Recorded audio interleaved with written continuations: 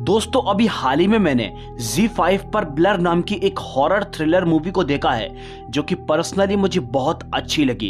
ये movie Hollywood की film Julius आई का रीमेक है जो कि 2010 के अंदर रिलीज हुई थी।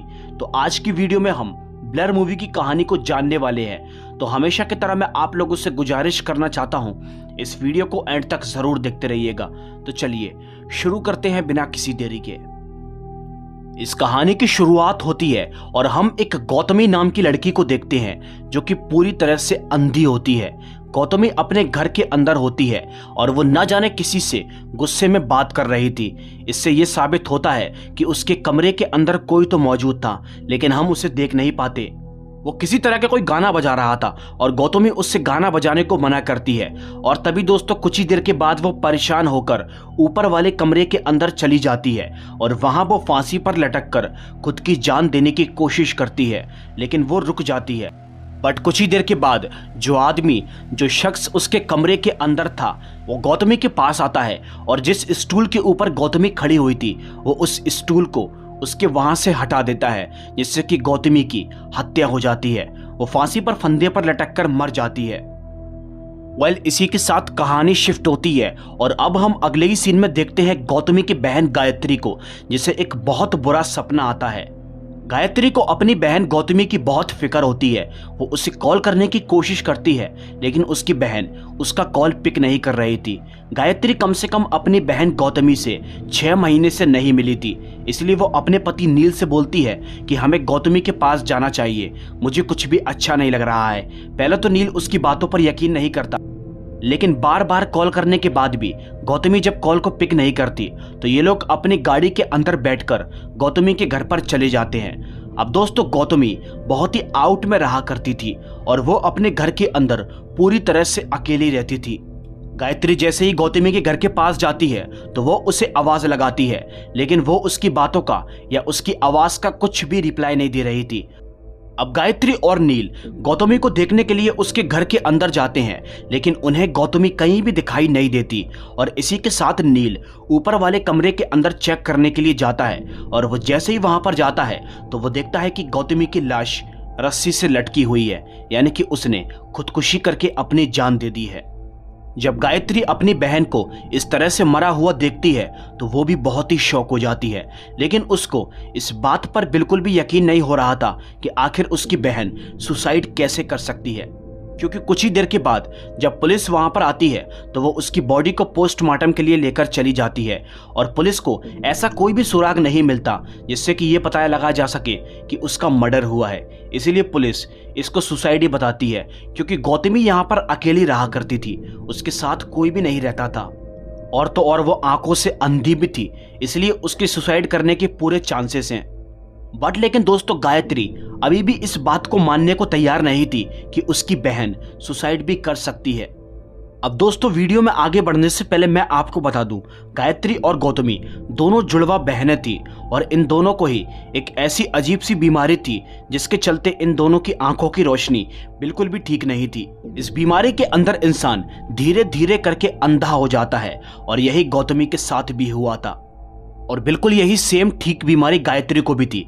अब गायत्री इस बारे में अपने पति नील से बात करती है, लेकिन वो उसकी बातों पर बिल्कुल भी यकीन नहीं करता और उससे ज्यादा सोचने को मना करता है। और दोस्तों नील का मानना भी यही था कि गौतमी ने सुसाइड की है, बट गायत्री इस बात को बिल्कुल भी मानने को तैयार नहीं थी और वो इतनी आसानी से हार नहीं मानने वाली थी।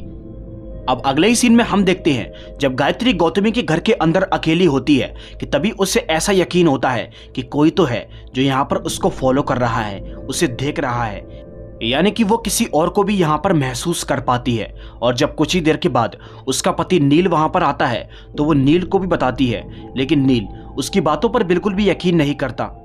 इस बात से गायत्री बहुत ही परेशान हो जाती है और तभी वो फैसला करती है कि वो अपनी बहन गौतमी के बारे में और कुछ जानकारी लेगी।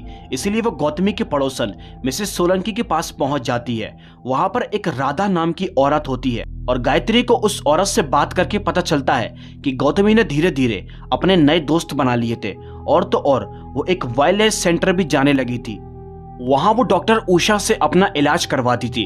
अब उस औरत की ये बात सुनकर गायत्री बहुत ही शॉक हो जाती है और तभी वो वेलनेस सेंटर पहुंच जाती है। वो जैसे ही वहां पर जाती है तो वो बहुत सारी अंधी लड़कियों को देखती है जो कि गौतमी के बारे में ही बात कर रही थी। गायत्री उनकी बात को चुपचाप से सुनती है। अब बात सुनते हुए गायत्री को पता चलता है कि गौतमी का एक बॉयफ्रेंड भी हुआ करता था जिसके साथ वो हाल ही में एक होटल के अंदर घूमने के लिए गई थी। अब गायत्री ये सब बातें सुन ही रही थी कि तभी कुछ ही देर के बाद एक लड़की उसे अपने पास महसूस कर लेती है। इससे गायत्री बहुत ही डर जाती है और तभी वो उसे बताती है कि मैं गौतमी की बहन हूँ। लेकिन तभी वो ब्लाइंड लड़की जो पूरी तरह से अंधी है वो गायत्री से बोलती है कि तुम्हारे पीछे कौन है। और दोस्तों जैसे ही गायत्री पीछे मुड़कर देखती है तो वो पाती है कि कोई तो उसको फॉलो कर रहा था जो कि उसे देखते ही यहाँ से भाग गया था। गायत्री फौरन ही उस शख्स का पीछा करती है और वो उसके पीछे भागने की कोशिश करती है। वो शख्स एक जगह पर चला जाता है और गायत्री भी उसके पास आ जाती है। वो उससे पूछती है कि आखिर तुम कौन हो। लेकिन इससे पहले कि गायत्री उसके बारे में कुछ जान पाती तभी वो आदमी गायत्री की एक फोटो क्लिक करता है और यहाँ से फौरन ही भाग जाता है। गायत्री उस आदमी का पीछा करती है और वो भागते भागते बाहर पहुंच जाती है जहां बहुत तेज बारिश हो रही थी। और दोस्तों यहां पर हम देखते हैं गायत्री की आइज एकदम कमजोर होना शुरू हो जाती है और वो रोड पर उसे चक्कर आ जाते हैं। वो वहीं पर गिर जाती है। अब सभी के सभी लोग गायत्री के पास उसकी मदद करने के लिए पहुंचते हैं और यहाँ पर एक आदमी गायत्री को वहां से उठाकर उसके घर पर उसको सेफली ले जाकर छोड़ देता है। अब गायत्री को घर छोड़ने के बाद वो आदमी नील से बात करता है और उसे बताता है कि गायत्री रास्ते में ही बेहोश हो गई थी और मैं गौतमी का पड़ोसी हूँ जो कि यहीं पास में ही रहता हूँ। दूसरी तरफ इसी के साथ हम गायत्री को देखते हैं जो कि गौतमी के घर की तलाश करती है और तभी तलाश करते हुए उसे उस होटल का पर्चा मिल जाता है जिस होटल के बारे में गौतमी की वो अंधी दोस्त वेलनेस सेंटर में उसके बारे में बात कर रही थी। इससे गायत्री को यकीन हो जाता है कि गौतमी जरूर अपने बॉयफ्रेंड के साथ इस होटल के अंदर जरूर गई थी।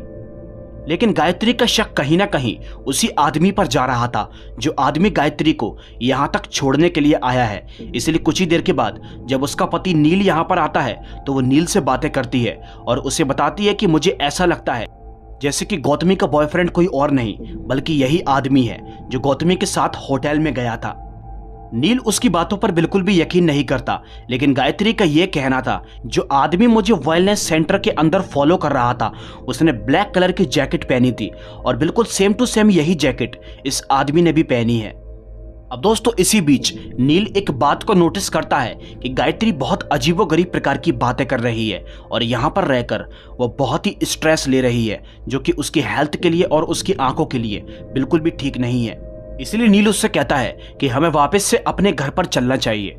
अब दोस्तों इसी के साथ एक बार ये दोनों मिलकर गौतमी का अंतिम संस्कार कर देते हैं और इस बार गौतमी के अंतिम संस्कार में वो आदमी भी आया हुआ था जिसने गायत्री की जान बचाई थी। वो आदमी अपनी बेटी ईरा को अपने साथ लेकर आया था और तभी वो इन दोनों से बातें करता है और इन्हें बताता है कि ईरा गौतमी की बहुत अच्छी दोस्त हुआ करती थी। अब वो आदमी इन दोनों से कुछ और बातें करता है और तभी वो एंड में ये बोलकर यहाँ से निकल जाता है कि गौतमी की आत्मा को भगवान शांति दे। अब दोस्तों इसी दौरान हम देखते हैं जब गायत्री वहां पर खड़ी हुई थी कि तभी उसे ऐसा एहसास होता है कि यहाँ पर भी कोई शख्स है जो उस पर नजर रखे हुए है। जी हाँ दोस्तों, अब इस बात से गायत्री थोड़ा सा परेशान होती है और वहीं पर गिर जाती है। कुछ ही देर के बाद नील उसे वापस से अपने घर पर ले आता है, लेकिन अब वो गायत्री से बहुत ही गुस्सा होता है क्योंकि वो बहुत ही अजीबोगरीब प्रकार की बातें कर रही थी। लेकिन अब गायत्री नील को ऐसा यकीन दिलाती है कि वो पूरी तरह से ठीक हो चुकी है और वो अब इन सब मामलों में बिल्कुल भी नहीं पड़ेगी। लेकिन ये पूरी तरह से सच्चाई नहीं थी। गायत्री अपनी बहन गौतमी के बारे में सब कुछ पता लगाना चाहती है। वो इतनी आसानी से हार नहीं मानेगी और एक बार वो अपने पति नील को लेकर उसी होटल में चली जाती है जिस होटल के बारे में उसे पता चला था जहां पर गौतमी आई थी। होटल में जाकर रिसेप्शनिस्ट से गायत्री गौतमी के बारे में कुछ पता करने की कोशिश करती है, लेकिन वो लोग उसको कुछ खास नहीं बताते। बस इतना बोलते हैं कि गौतमी यहाँ पर जरूर आई थी और वो भी एकदम अकेली आई थी, उसके साथ कोई भी मौजूद नहीं था। ये बात सुनकर गायत्री बहुत ही शॉक हो जाती है। और दोस्तों इसी बीच हम देखते हैं होटल में काम करने वाला एक आदमी गायत्री की ये सब बातों को सुन रहा था। अब कुछ ही देर के बाद गायत्री और नील खाना खाने के लिए ऊपर जाते हैं कि तभी यहाँ पर होटल का मैनेजर आ जाता है और वो यहाँ पर मैनेजर गायत्री को गौतमी कहकर बुलाता है, यानी कि उसको ऐसा लग रहा था कि ये गौतमी ही है, लेकिन गायत्री उसे एहसास दिलाती है कि मैं गौतमी नहीं बल्कि गौतमी की जुड़वा बहन गायत्री हूँ। और अब वो इसी बहाने होटल के मैनेजर से बात करती है और उससे गौतमी के बारे में कुछ पूछने की कोशिश करती है। वो मैनेजर गायत्री को बताता है कि गौतमी यहाँ पर जरूर आई थी और उसके साथ में एक आदमी भी था। जी हाँ, लेकिन जब वो यहाँ पर आई थी तो उसकी आंखों पर सफेद कलर की पट्टी बंधी हुई थी। और जब गायत्री ये बातें सुनती है तो वो बहुत ही शॉक हो जाती है, जिसे सुनकर वो समझ जाती है कि यानी कि गौतमी का आंखों का ऑपरेशन हो चुका था। गायत्री उस आदमी के बारे में और कुछ पूछने की कोशिश करती है, लेकिन वो मैनेजर उससे बोलता है कि मुझे उसके बारे में कुछ याद नहीं कि वो कैसा दिखता है और कहां से आया था। अब कुछ ही देर के बाद नील वहां पर आकर गायत्री से बात करता है। गायत्री नील से बोलती है कि मुझे अभी अभी पता चला है कि गौतमी यहाँ पर अपने बॉयफ्रेंड के साथ जरूर आई थी, और तो और उसकी आंखों पर पट्टी भी बंधी हुई थी, जिससे यह साफ साफ साबित होता है कि उसकी आंखों का ऑपरेशन हो चुका था। तो फिर कोई सुसाइड क्यों करेगा। लेकिन दोस्तों नील यहाँ पर गायत्री से बोलता है कि उसका आंखों का ऑपरेशन पूरी तरह से अनसक्सेसफुल रहा था, उसका ऑपरेशन ठीक तरह से नहीं हो पाया था, इसीलिए गौतमी ने सुसाइड की है। बट वो इस बात से काफी हैरान होती है कि आखिर ये सब बातें उसके पति नील को कैसे पता, यानी कि उसने उससे ये बात को छुपाया था। इसलिए गायत्री उससे गुस्सा हो जाती है और बाहर की ओर चली जाती है। अब बाहर की ओर जाते ही हम देखते हैं गायत्री की आंखों की रोशनी कमजोर हो रही थी कि सभी सामने से एक गाड़ी आती है और गायत्री उसे देख ही नहीं पाती और वो बाल बाल बचती है। अब इसी के साथ नील उससे बात करता है और उससे बताता है कि मुझे माफ कर दो, मैंने तुम्हें यह सब इसीलिए नहीं बताया क्योंकि कल को अगर तुम्हारी आंखों का ऑपरेशन होगा तो तुम इस बात से बहुत ही अपसेट हो जाओगी। गायत्री भी उसे माफ कर देती है और तभी ये दोनों एक साथ हो जाते हैं। अब दोस्तों इसी के साथ अगले दिन हम देखते हैं गायत्री को एक आदमी मिलता है और वो गायत्री से बात करता है और उससे बताता है कि वो उसकी बहन गौतमी के बारे में कुछ जानता है। ये आदमी कोई और नहीं बल्कि वही होटल में काम करने वाला आदमी होता है जो कि कल गायत्री की बातों को सुन रहा था। वो गायत्री को एक चाबी देता है और बोलता है कि गौतमी इस चाबी को अपने कमरे के अंदर भूल गई थी और जब वो होटल के अंदर आई थी तो उसके साथ एक आदमी आया हुआ था। अब गायत्री उस बूढ़े आदमी से उस आदमी के बारे में पूछने की कोशिश करती है कि आखिर वो कौन है, लेकिन वो उसे कुछ भी नहीं बताता क्योंकि उसे उस आदमी के बारे में कुछ नहीं पता था। लेकिन हाँ, वो बूढ़ा आदमी गायत्री से एक बात बोलता है कि एक हफ्ते पहले जब गौतमी उस आदमी के साथ में यहाँ पर आई थी तो उस आदमी ने अपनी गाड़ी को पार्क किया था और कार पार्किंग वाली जगह पर सीसीटीवी कैमरास लगे हुए हैं। तो अगर तुम वहां पर जाकर कुछ समय पहले की फुटेज को चेक करोगे तो शायद तुम्हें उस आदमी का चेहरा दिखाई दे जाएगा। ये बात सुनकर गायत्री भी उसकी बात मानने को तैयार हो जाती है और अब वो फौरन ही नील के पास जाती है और वो यही फुटेज वाली बात नील को बताती है। नील इस बात से बहुत ही गुस्सा हो रहा था क्योंकि गायत्री अब सारी बातों को छोड़ छाड़ कर इसी बात को लेकर बैठ जाती थी। नील गायत्री से बोलता है कि हम फुटेज चेक कर लेंगे, लेकिन अगर फुटेज में कुछ नहीं निकला तो तुम्हें ये सब फालतू की बातें यहीं पर ही खत्म करनी होंगी। ये बात सुनकर गायत्री उसकी बात को भी मान जाती है और तभी नील उसको उसी गाड़ी के अंदर बिठालकर अकेला ही फुटेज लेने के लिए चला जाता है। गायत्री कार के अंदर ही बैठकर नील का इंतजार कर रही थी, लेकिन काफी टाइम होने के बाद भी नील वापस नहीं लौटता, इसलिए उसे उसकी फिक्र होती है और तभी वो नील को चेक करने के लिए जाती है। वो उसी जगह पर पहुंच जाती है और वहां पर वो एक आदमी से बात करती है। वो आदमी गायत्री को बताता है कि यहाँ पर अभी एक आदमी आया हुआ था जो कि अभी अभी फुटेज लेकर मेरे पास से गया है। अब कुछ ही देर के बाद गायत्री को वहां पर ऐसा यकीन होता है कि यहाँ पर कोई तो है, और जब ये लोग वहां पर किसी को देखने की कोशिश करते हैं तो इतने में ही वहां की पूरी लाइट चली जाती है और कोई उन फुटेज को लेकर यहां से भाग जाता है। अब गायत्री इस बात से बहुत ही परेशान हो जाती है क्योंकि उसे नील के बारे में कुछ भी पता नहीं चल रहा था। वो फौरन ही पुलिस को कॉल करती है और नील को ढूंढने के लिए बोल देती है। और दोस्तों इसी के साथ हमको पता चलता है कि अब धीरे धीरे उसकी आंखों की रोशनी भी जाना शुरू कर देती है। जब रात के वक्त पर वो अपने घर लौट रही थी कि तभी अचानक उसकी गाड़ी का एक्सीडेंट हो जाता है। एक्सीडेंट होने के बाद पुलिस उसे मिलती है और जब वो घर पर जाती है तो घर पर जाने के बाद उसे पता चलता है कि उसके पति नील ने सुसाइड करके अपनी जान दे दी है। जी हाँ, ये सब अपनी आंखों के सामने देखकर वो बहुत ही शॉक हो जाती है और ठीक उसी वक्त पर उसकी आंखों की रोशनी पूरी तरह से चली जाती है। अब दोस्तों इसी के साथ अगले ही सीन में हम गायत्री को हॉस्पिटल के अंदर देखते हैं। दरअसल उसकी आंखों का ऑपरेशन हो चुका था। अब कुछ ही देर के बाद उससे मिलने के लिए वो पुलिस इंस्पेक्टर आता है और वो गायत्री को एक रिकॉर्डिंग सुनाता है जो कि नील की होती है। नील ने मरने से पहले कुछ रिकॉर्ड किया था। अब गायत्री जैसे ही उस रिकॉर्डिंग को सुनती है तो वो उसमें साफ साफ सुन पा रही थी कि नील उससे माफी मांग रहा था। वो बोलता है कि मैं हमेशा से गौतमी के साथ रिलेशनशिप में था क्योंकि मैं हमेशा उसके अंदर तुम्हें देखता था, इसलिए इस बात के लिए मुझे माफ कर देना।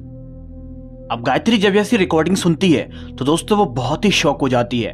अब इसी के साथ डॉक्टर वहां पर आते हैं और वो गायत्री से किसी तरह का कोई स्ट्रेस लेने से मना कर देते हैं क्योंकि ये उसकी आंखों के लिए बिल्कुल भी ठीक नहीं है। और डॉक्टर उससे ये भी कहते हैं कि कम से कम 15-16 दिन तक वो बिल्कुल रोशनी से दूर रहे, वरना ये ऑपरेशन अनसक्सेसफुल हो सकता है। अब गायत्री डॉक्टर से ये बोलती है कि जब तक उसकी आंखें पूरी तरह से ठीक ना हो जाए तब तक वो नील की बॉडी को ऐसे ही रखे।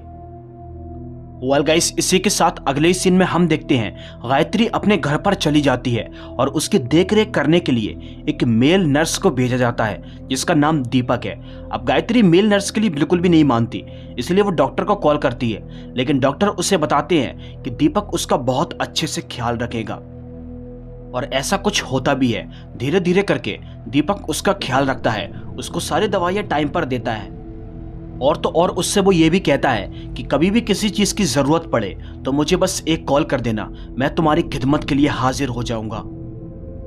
अब एक बार रात के वक्त पर जब गायत्री अपने कमरे के अंदर सो रही थी कि तभी अचानक से उसे एक बहुत बुरा सपना आता है और साथ ही उसे ये भी एहसास होता है कि उसके घर के अंदर कोई तो मौजूद है। वो सबसे पहले पुलिस को कॉल करती है, लेकिन पुलिस उसके पास आने को मना कर देती है। इसलिए अब गायत्री बिना डरे दीपक को कॉल करती है और उसे अपने पास बुलाती है। कुछ ही देर के बाद दीपक भी उसके पास आ जाता है। अब दीपक जैसे ही गायत्री के पास जाता है तो वो दोबारा किसी उसकी पट्टी को बांध देता है और साथ ही साथ वो उसका बहुत ही ख्याल रखता है। इसीलिए कहीं ना कहीं गायत्री को भी दीपक बहुत पसंद आने लगा था। लेकिन एक बार गायत्री दीपक के करीब आने की कोशिश करती है और उसको ये बिल्कुल भी अच्छा नहीं लगता, इसलिए वो उससे गुस्सा होकर वहां से चला जाता है। गायत्री इस बात का बहुत ही अफसोस करती है कि उसको ऐसा बिल्कुल भी नहीं करना चाहिए था। और जब रात के वक्त पर वो अपने कमरे के अंदर सो रही थी कि तभी अचानक से हम उसके घर के अंदर किसी शख्स को देखते हैं जो कि गायत्री को इंजेक्शन देने की कोशिश करता है, लेकिन इसी दौरान वो फौरन ही उठ जाती है। वो जैसे ही उठती है तो वो अपने आसपास किसी को नहीं पाती। अब इस सब से गायत्री बहुत डर जाती है और तभी वो भागते भागते अपने पड़ोसी यानी कि उसी आदमी के पास चली जाती है जिसने शुरुआत में उसकी मदद की थी। अब वो इस आदमी से पुलिस को कॉल करने को बोलती है, लेकिन वो आदमी कॉल ना करने का बहाना बनाता है। और फिर इसी दौरान गायत्री को उसके घर के अंदर वही चाबी मिलती है जो चाबी उसको उस बूढ़े आदमी ने दी थी। ये सब देखकर वो बहुत ही शॉक हो जाती है और यहाँ से फौरन ही भाग जाती है। अब जैसे ही वो बाहर जाती है तो बाहर उसे दीपक मिल जाता है। ये लोग दोबारा किसी घर के अंदर जाते हैं, लेकिन इस बार गायत्री दीपक से बोलती है कि उसका यहाँ पर रहना बिल्कुल भी ठीक नहीं है क्योंकि यहाँ पर कोई तो है जो उस पर नजर रखे हुए है। इसलिए वो दीपक से बोलती है कि वो उसे अपने घर पर लेकर चले जाए। और जब दीपक उसे अपने घर पर लेकर जा रहा था तभी दोस्तों हम देखते हैं ईरा गायत्री को उसके साथ जाते हुए देख रही थी। अब इसी के साथ अगले सीन में हम देखते हैं गायत्री दीपक के घर पर पहुंच जाती है। दीपक उसका सोने का इंतजाम करने के लिए चला जाता है, लेकिन इसी दौरान गायत्री को वहां पर किसी कमरे से आवाज सुनाई दे रही थी और वो जैसे ही वहां पर जाती है तो दोस्तों उसे वही लड़की ईरा मिलती है जो कि उसे यहाँ पर आते हुए उसने देख लिया था। अब ईरा उससे बात करती है और उसे बताती है कि जिस आदमी के साथ यानी कि जो आदमी तुम्हारा नर्स बनकर फिर रहा है दीपक, असल में वही तुम्हारी बहन का किलर है क्योंकि तुमसे पहले वो गौतमी दीदी का भी नर्स हुआ करता था। ये बात सुनकर गायत्री बहुत ही शॉक हो जाती है और तभी ईरा उसे बताती है कि तुम्हारे बुरे सपने आने का कारण उसकी दी हुई दवाइयां हैं, इसलिए प्लीज उसकी दी हुई दवाइयां बिल्कुल भी मत खाना। अब कुछ ही देर के बाद वहां पर कुछ आहट होती है और ईरा वॉशरूम के अंदर जाकर छिप जाती है। अब दोस्तों इसी के साथ दीपक यहाँ पर आ जाता है। दीपक फौरन ही आकर गायत्री को दवाई देता है, लेकिन इस बार वो दवाई खाने का नाटक करती है।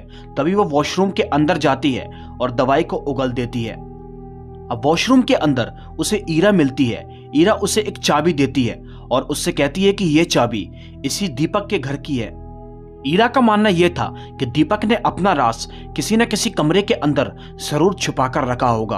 अब इसी के साथ गायत्री बाहर आती है और उस चाबी की मदद से एक कमरे को खोल देती है। वो जैसे ही उस कमरे के अंदर जाती है तो वो अपनी आंखों पर से पट्टी को हटाती है। वो पाती है कि अंदर बहुत सारी तस्वीरें लगी हुई थी और उन तस्वीरों के अंदर गौतमी और इसी के साथ नील की भी तस्वीर लगी हुई थी।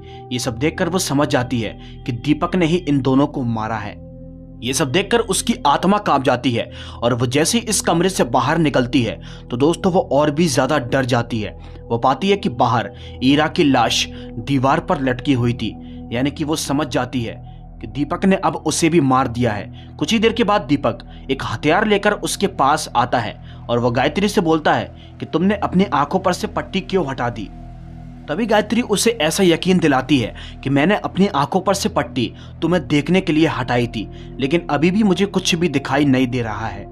ये बात सुनकर दीपक बहुत ही शॉक होता है और तभी वो अपने उस चाकू को उसकी आंख के बहुत करीब लेकर आता है, ये टेस्ट करने के लिए कि कहीं गायत्री झूठ तो नहीं बोल रही। लेकिन हकीकत में उसे आंखों से कुछ भी दिखाई नहीं दे रहा था। अब दोस्तों कुछ ही देर के बाद दीपक उसके लिए खाना लगा देता है, लेकिन इसी दौरान वो एक और भयानक नजारा देखती है। वो पाती है कि दीपक उसके कटोरी में रखे हुए सूप के अंदर कुछ उल्टी सीधी दवा मिला रहा था और ये सब गायत्री अपनी आंखों से देख लेती है। वो सूप को पीने का नाटक करती है और बोलती है कि इसमें नमक कम है। दीपक नमक लेने के लिए चला जाता है और वो जैसे ही वहां पर जाता है तभी गायत्री फौरन ही उसकी कटोरी को और अपनी कटोरी को अदला बदली कर लेती है। लेकिन कुछ ही समय के बाद जब दीपक वापस जहां पर लौटता है तो वो समझ जाता है कि गायत्री ने कटोरी को एक्सचेंज किया है और ये सब देखकर वो समझ जाता है कि ये अंधे होने का नाटक कर रही है।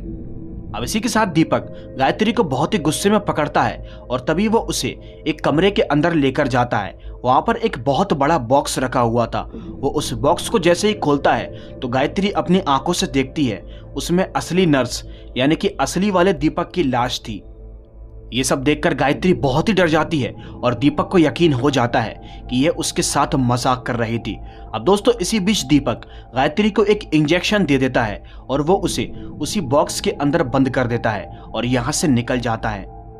उसके जाते ही गायत्री किसी तरह इस बॉक्स से निकलने की कोशिश करती है और कुछ ही देर के बाद वो यहाँ से बाहर निकल भी जाती है। यहाँ से बाहर निकलने के बाद वो फौरन ही यहाँ से भागकर मिसेस सोलंकी के घर पर जाती है, यानी कि गौतमी के पड़ोसी के घर पर।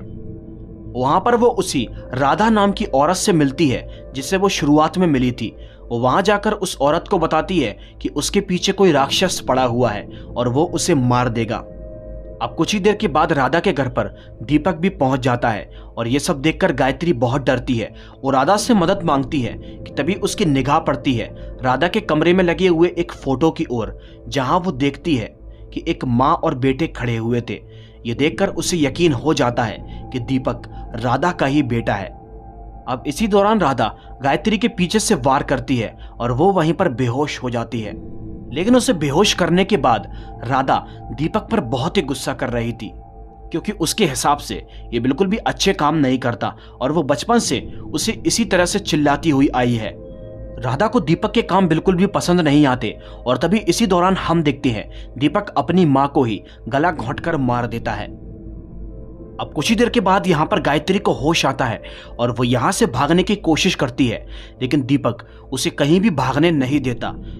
वो गायत्री से बोलता है कि उसने गौतमी को इसलिए मार दिया था क्योंकि उसने उसको धोखा दिया था और गायत्री भी ऐसा ही कर रही है। वो गायत्री से बोलता है कि अगर तुम्हें अपनी जान बचानी है तो तुम्हें मेरे साथ रहना होगा, वरना तुम्हें भी अपनी बहन गौतमी की तरह फांसी पर लटक कर मर जाना चाहिए। लेकिन अब गायत्री उसकी बात को बिल्कुल भी नहीं सुनती। वो एक चाकू की मदद से उसको जख्मी कर देती है और वहां से अपनी जान बचाकर भाग लेती है। अब दोस्तों इसी बीच भागते हुए वो पुलिस को कॉल करती है और सारी सच्चाई के बारे में बताती है। वो पुलिस को यहाँ पर आने के लिए बोलती है, लेकिन इससे पहले कि वो कुछ और बातें कर पाती तभी वो फोन के वायर को काट देता है। अब कुछ ही देर के बाद दीपक उसे ढूंढ लेता है और वो फाइनली उसे मारना चाहता है, लेकिन इससे पहले कि वो उसे मार पाता तभी यहाँ पर पुलिस भी पहुंच जाती है। और दोस्तों, पुलिस को देखकर दीपक बहुत ही डर जाता है और इसीलिए वो खुद की जान दे देता है। अब इस कहानी के एंड सीन में हम देखते हैं गायत्री की आंख एकदम ठीक हो जाती है और वो अपनी आंखों से नील की बॉडी को देखने के लिए जाती है, लेकिन तभी उसे डॉक्टर बताते हैं कि नील ने मरने से पहले उसे अपनी आंखें डोनेट कर दी थी। और ये बात सुनकर वो बहुत ही खुश होती है। इसी के साथ ये कहानी ब्लर यहीं पर खत्म होती है। दोस्तों, अगर आपको वीडियो अच्छी लगी हो तो लाइक करके चैनल को सब्सक्राइब कर लेना, क्योंकि मैं आप लोगों के लिए ऐसे ही हॉरर मूवीज लेकर आता रहता हूं। तो चलिए अब हम मिलते हैं आपसे फिर किसी एक नई कहानी में। तब तक के लिए बाय एंड सी।